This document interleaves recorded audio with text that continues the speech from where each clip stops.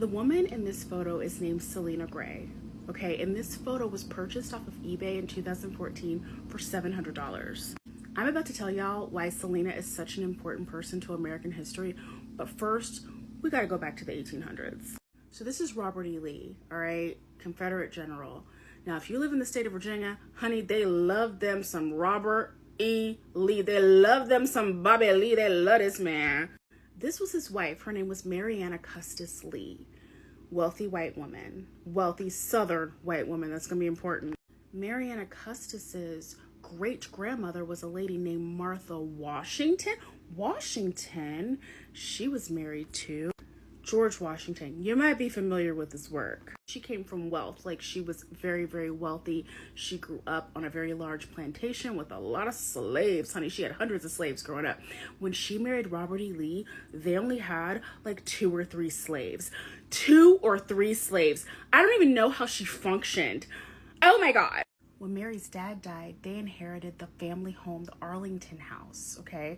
This house was a massive property with hundreds of enslaved people on it. But the thing is, it had been poorly managed. Bobby Lee was trying to find somebody to manage the plantation for him because, you know, he's in the military, but nobody would take the job because it was just like so much work. There was so much going on. Everything was in disarray. So he had to take a 2-year leave of absence from work to come and work this plantation. My ancestors put him through it. They were revolting. They were running away. There's literally news articles about his enslaved people running away. It was so embarrassing because you can't have your slaves running away. One of the main reasons that the enslaved people on this property were so upset, other than the fact that they were slaves, is because they thought that their former master, which would have been Mary's father, was going to free them upon his death. But actually in his will, he had something written in there that it was like they had to wait 5 years to free people. That don't even make no sense. So they were pissed and they were protesting. Literally, they protested on this plantation. Selena was Mary's personal maid, okay? She was a personal maid.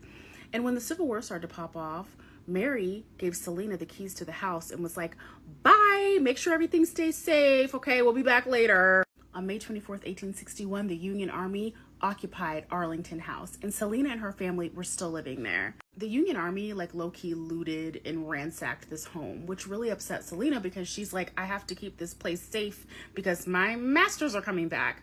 She remembered that there were some very important heirlooms to a very significant person in history. This guy right here, because remember, the Custis family had a direct link to George Washington, and they had possessions that belonged to him. Selena ends up telling a Union officer that there were some very important heirlooms significant to George Washington, and so they kept them for safekeeping, and they actually sent them over to the patent office. Also, remember, it's the Civil War. A lot of people are dying. It got to the point where they did not have enough space to bury people in the available cemeteries in DC and like in Alexandria.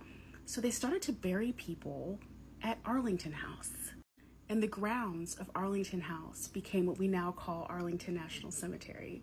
There's Arlington House right up there at the top.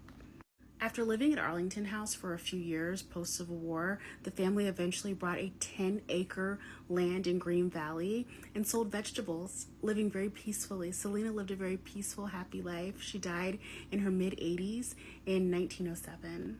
And in the 1920s and 30s, Selena's daughters helped the government restore Arlington House. So that's why it is historically significant. It looks the way that it would have looked when Selena and her family were living there. And someone on eBay found this beautiful woman's photo, purchased it for $700, when you and I know that this photo is actually priceless. It's actually incredibly rare to find a photo of an enslaved person and know who they were.